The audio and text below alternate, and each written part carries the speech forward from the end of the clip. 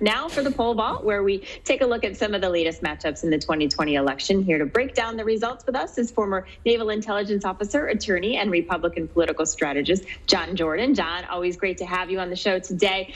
Let's take a look at this poll. The latest batch of polls from Change Research and CNBC show presumptive Democratic nominee Joe Biden ahead of President Trump in 6 key swing states. The biggest spread is in Wisconsin, where Biden leads the president by 8 points, 51-43. So, John, Wisconsin, obviously an important state. The president just went there about a week and a half ago to talk about jobs. What does he need to do to bring those numbers up? Well, first of all, polling is a mess right now. There's another poll that came out a few days ago that showed Trump up 1 in Wisconsin. There's a huge range in the outcomes in a lot of these state polls, and it all comes down to who pollsters think are going to vote. Remember, a poll is nothing more than an electorate in miniature.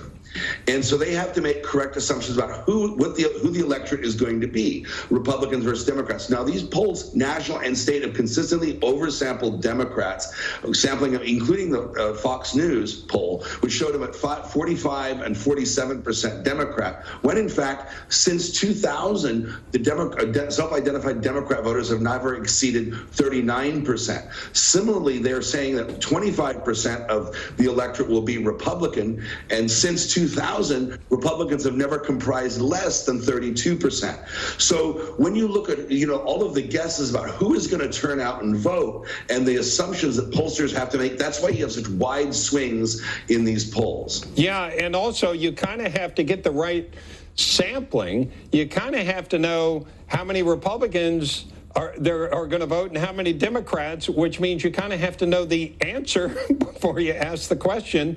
And also, you've got landlines. A lot of people don't have landlines now. I don't answer my cell phone that often. And then you've got the online capacity, John, also as a problem. So there are all kinds of problems with polls now. And before you finish that thought, I just want to throw another couple out there. North Carolina, Biden has a strong lead there, edging out. Let's move along. Can we show that, please? Can we show there we have North Carolina. What else do we have? We have another one. These, again, swing states, all considered. Arizona, again, Biden leading. So John, go ahead.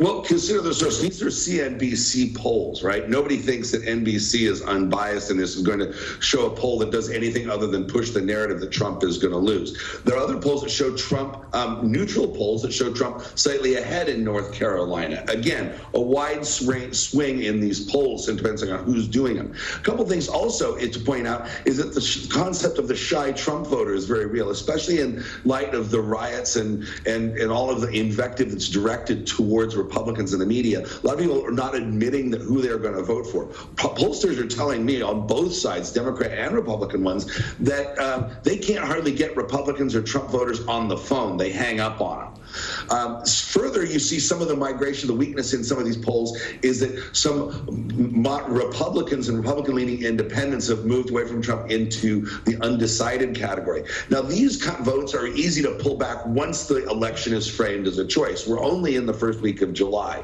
So there's some low-hanging fruit for the Trump people to get back, and there is the shy Trump voters, and then there is the intrinsic bias. Let's be honest, the mainstream media has been out to get Trump for 3.5 years, and building this narrative that the election is already over to try to discourage Republican turnout and Republican spirits is central to their strategy to defeating him and taking away one of Trump's key advantages. So you got to look at these polls with suspect and look at all of the polls, and remember, it's only July.